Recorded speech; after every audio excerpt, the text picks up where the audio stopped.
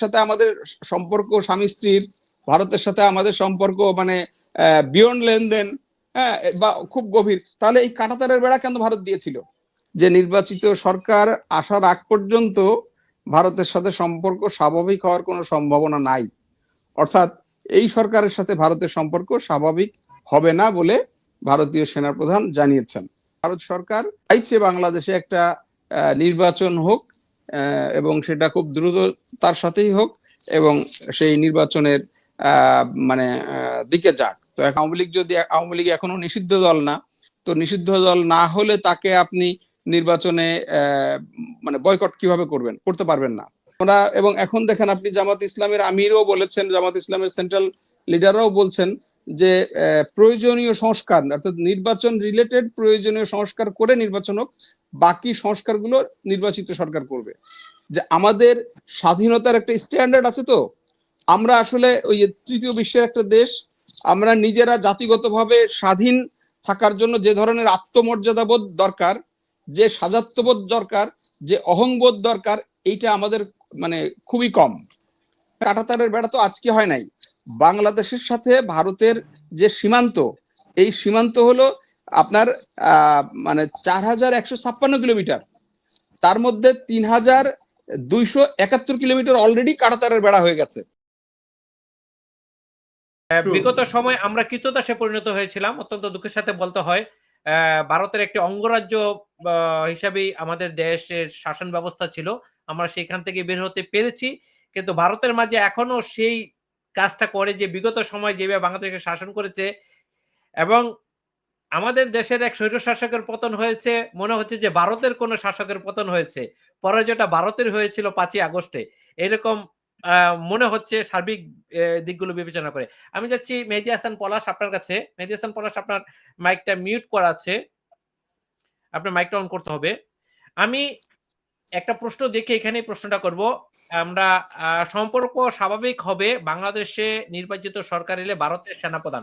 আমরা কখনো ভারতের সেনাপ্রধান বা সামরিক বাহিনী বিশেষ করে রাজনীতি নিয়ে কথা বলতে দেখিনি, কিন্তু এই প্রথম তাদের সেনাবাহিনীর প্রধান অনেকগুলো কথাই বলেছেন। এবং আরেকটি তথ্য যেটা পেলাম, 5 তারিখ কন্টিনিউ আমাদের সেনাপ্রধানের সাথে তার কথা হয়েছে। এই বিষয়গুলো কিন্তু যাদের কাছে আগে প্রকাশিত হয়নি, ইদানিং হচ্ছে। আপনি কিভাবে দেখছেন একজন সেনাপ্রধান নির্বাচিত সরকার আসলেই আমাদের দেশের সাথে সম্পর্ক হতে পারে? কথাটা হলো যে বাংলাদেশ এবং ভারত দুটো প্রতিবেশী দেশ, এবং দুই প্রতিবেশী দেশের স্বাভাবিকভাবেই তাদের ভিতরে অনেক মানে সম্পর্ক এবং অসম্পর্ক, প্রতিবেশীদের মধ্যে যে হেড রিলেশন, এটা আমাদের মধ্যে আছে।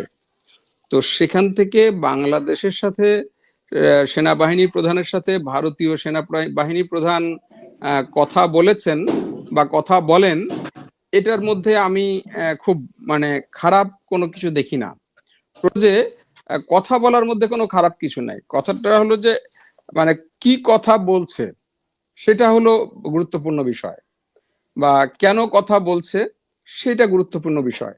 যে সময়টাও গুরুত্বপূর্ণ বিষয়। কোন সময়ে ভারতের সেনাপ্রধান কথা বলেছেন বাংলাদেশ সেনাপ্রধানের সাথে, সেই সময়টা অত্যন্ত গুরুত্বপূর্ণ।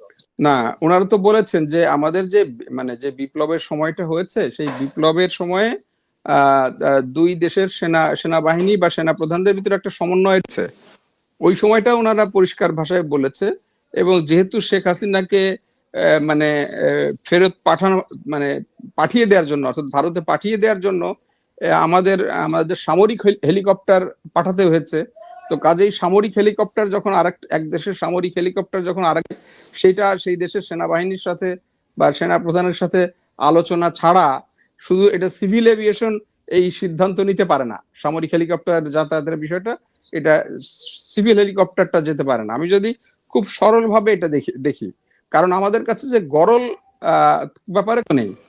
বাট আপনি যেটা বলেছেন যে ভারতীয় সেনাপ্রধান, ভারতীয় ইন্ডিয়ান আর্মি অত্যন্ত প্রফেশনাল একটি আর্মি, তারা সাধারণত রাজনৈতিক বিষয়ে বা অন্য দেশের বিষয়গুলোতে, সামরিক বিষয় ছাড়া অন্য দেশের বিষয়ে ওনারা কথা বলেন না। বাট দেখলাম যে ভারতীয় সেনাপ্রধান বললেন যে তারা ভারতের সাথে সম্পর্ক স্বাভাবিক হবে নির্বাচিত সরকার এলে।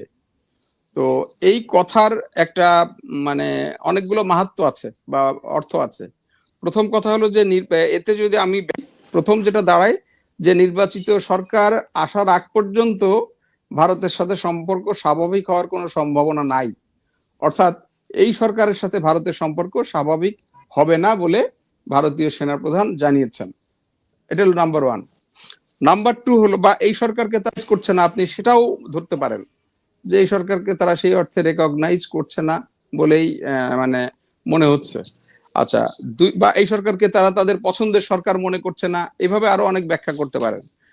2 নম্বর হলো তারা বলছে নির্বাচিত সরকার এলে, তার অর্থ হলো ভারত সরকার চাইছে বাংলাদেশে একটা নির্বাচন হোক এবং সেটা খুব দ্রুত তার সাথেই হোক এবং সেই নির্বাচনের মানে দিকে যাক। তো এখন নির্বাচন যদি যায় সেক্ষেত্রে আমাদের এখানে আমরা মানে বাংলাদেশে যে আলোচনাগুলো আছে সেই আলোচনার মধ্যে একটা চায় অতি দ্রুত নির্বাচন হোক এবং সেই নির্বাচনে আওয়ামী লীগ যেন অংশ নিতে পারে সুন্দরভাবে সুষ্ঠুভাবে, বা সেটা তাদের একটা চাওয়া এবং এটা হয়তো আরো অনেকেরই চাওয়া, দেশে এবং দেশের বাইরে মধ্যে অনেকেরই চাওয়া আছে। তো সেই ক্ষেত্রে প্রশ্ন উঠতে পারে আওয়ামী লীগকে আগামী নির্বাচনে আওয়ামী লীগ কি রূপে নির্বাচনে অংশ নেবে এবং কি প্রকারে কোন সাইজে অংশ নেবে, কারণ এখন পর্যন্ত অনেকগুলো বিচার প্রক্রিয়া শুরু হয়েছে। সেই বিচারের কতদূর যাবে, মানে বিচার প্রক্রিয়া কতদূর নির্বাচন পর্যন্ত এগুতে পারবে, সেই এগুলে আওয়ামী লীগ যদি আওয়ামী লীগ এখনো নিষিদ্ধ দল না, তো নিষিদ্ধ দল না হলে তাকে আপনি নির্বাচনে মানে বয়কট কিভাবে করতে পারবেন না। আর আওয়ামী লীগের ইতিহাসে নির্বাচন বয়কট করার একবার বোধ হয় আমার যতদূর মনে পড়ে 1988-এ তারা নির্বাচন ছিল, এছাড়া খুব বেশি নির্বাচনে বয়কট করার ইতিহাস আওয়ামী লীগের নাই।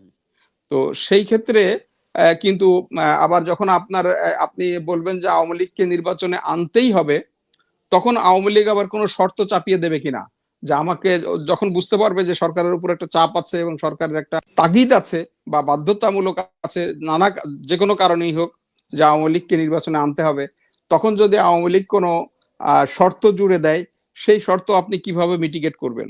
এই জন্য আগামী নির্বাচন আসলে কিন্তু মানে নির্বাচন অবশ্যই হবে, কিন্তু সেই যাওয়ার রাস্তাটা খুব সহজ না। আমাদের রাজনৈতিক দলগুলো নির্বাচন চাইছে, যত দ্রুত নির্বাচন চাইছে। বিএনপি বলছে জুনের মধ্যে নির্বাচন, এটা হয়তো তাদের একটা চাপ যে যাতে জুনের মধ্যে হয়। হয়তো আমি ধারণা করি হয়তো বিএনপি ডিসেম্বরের মধ্যে ইলেকশন হলে তাদের খুব আপত্তি থাকবে না।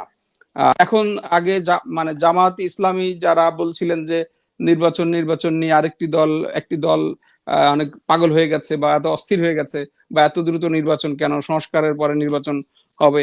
এখন আবার তারাও দেখতে পাচ্ছি যে মানে নির্বাচনের মানে নিয়ম সংস্কার করে তারা নির্বাচন চাইছে এবং অন্যান্য রাজনৈতিক দলগুলো যারা 3 বছর 5 বছর পরে নির্বাচন চাইতেন, তারাও দেখতে পাচ্ছি আপনার মানে নির্বাচনের দিকে মনোনিবেশ করছেন এবং দ্রুতই একটা নির্বাচন চাইছে যৌক্তিক সময়ের মধ্যে। তো সেই অর্থে আমরা ধরে নিতে পারি আগামী মানে ডিসেম্বরে হয়তো একটা নির্বাচন এই দেশে হতে পারে। তো আমি যদি এখন বলি, আমিও চাই যে বাংলাদেশে একটা নির্বাচন হোক এবং দ্রুততার সাথে নির্বাচন হোক। দ্রুততার সাথে নির্বাচন হোক মানে সেটা কালকে হোক, 1 মাসে হোক, 2 মাসে হোক, বিষয়টা এরকম না। দ্রুততার সাথে মানে হলো যে ডিলে না করে নির্বাচন হোক। হ্যাঁ, আমরা এবং এখন দেখেন আপনি জামাত ইসলামের আমিরও বলেছেন, জামাত ইসলামের সেন্ট্রাল লিডাররাও বলছেন যে প্রয়োজনীয় সংস্কার অর্থাৎ নির্বাচন রিলেটেড প্রয়োজনীয় সংস্কার করে নির্বাচন হোক, বাকি সংস্কারগুলো নির্বাচিত সরকার করবে। হ্যাঁ, এইটা হলো বাংলাদেশের মানে জামাত ইসলামের বক্তব্য। আবার বাংলাদেশের এই মুহূর্তের বড় রাজনৈতিক দল যদি বলি তাহলে বিএনপি শুরু থেকে বলেছে যে আমরা সংস্কারের জন্য সরকারকে যৌক্তিক সময় দিতে চায় এবং যৌক্তিক সময়ের পরে নির্বাচন চায়। এই পর্যন্ত তারা সেটা বলে এসেছে। গতকাল বা পরশু থেকে তারা বলা শুরু করেছে আমরা মানে জুন জুলাইয়ের মধ্যে নির্বাচন হতে পারে।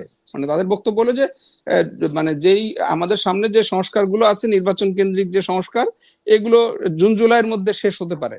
আমাদের দেশে যে যখনই কোনো মানে সাদা চামড়া রাষ্ট্রদূত বা কূটনীতিক আমাদের তাদের অফিসিয়াল বৈঠকে পররাষ্ট্র মন্ত্রণালয় বা মন্ত্রণালয় আসে, বাংলাদেশের সব মিডিয়া তার পিছনে দৌড়াতে থাকে এবং তিনি কথা বলতে না চাইলেও তাকে বুম সামনে নিয়ে ফোর্স করে, আপনি বলেন বলেন বলেন।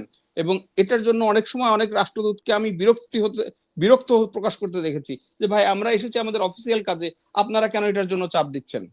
এখন এই যে আমাদের মানে আগস্ট বিপ্লব হলো, এই বিপ্লবের পরে কি এই কালচারের কোনো পরিবর্তন হয়েছে? আমরা এখন বলছি আমরা স্বাধীন, আমরা এই করতে পারি সেই করতে পারি, আমরা কি এটা করতে মানে এইটা করতে পেরেছি?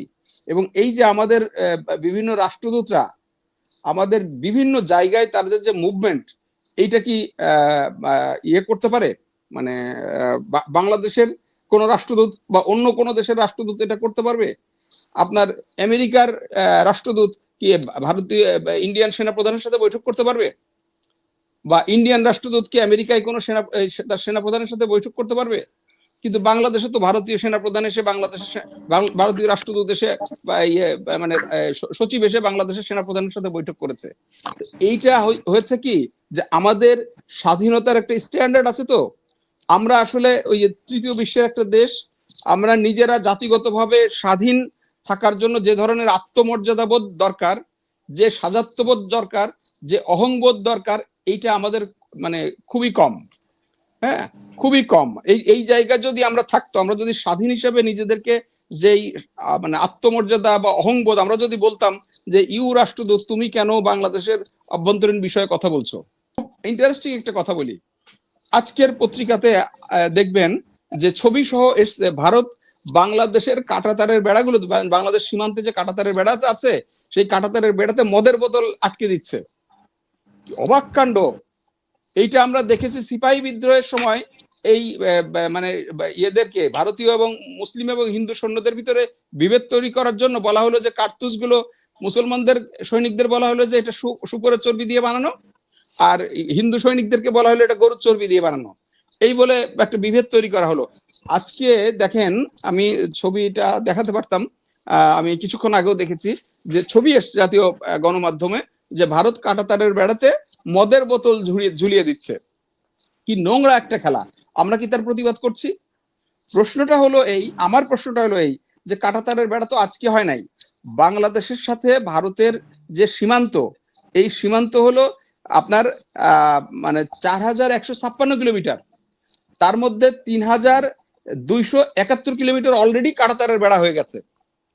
বিশ্বের মধ্যে সবচেয়ে মানে দুই দেশের যে সীমান্ত, তার মধ্যে পঞ্চম বৃহত্তর সীমান্ত হলো বাংলাদেশ এবং ইন্ডিয়ার। আমরা যদি বলি যে ভারতের সাথে আমাদের সম্পর্ক স্বামী স্ত্রীর, ভারতের সাথে আমাদের সম্পর্ক মানে বিয়ন্ড লেনদেন, হ্যাঁ, বা খুব গভীর, তাহলে এই কাঁটাতারের বেড়া কেন ভারত দিয়েছিল? আমরা কেন বলি নাই যে তখন যে তোমাদের সাথে আমাদের স্বামী স্ত্রীর মতো সম্পর্ক, স্বামী স্ত্রীর মতো সম্পর্কের মধ্যে তো কোলবালিশই থাকে না, তো কাঁটাতারের বেড়া কোথেকে আসলো? তো এই প্রতিবাদগুলো কিন্তু আমরা তখন করি নাই। কাজেই এই জিনিসগুলো আমি আমি আপনাকে বলছি যে আমাদেরকে মিডিয়ায় নিউজ হচ্ছে এক ধরনের, আমাদেরকে দেখানো হচ্ছে এক ধরনের, বাস্তবতা ভিন্ন।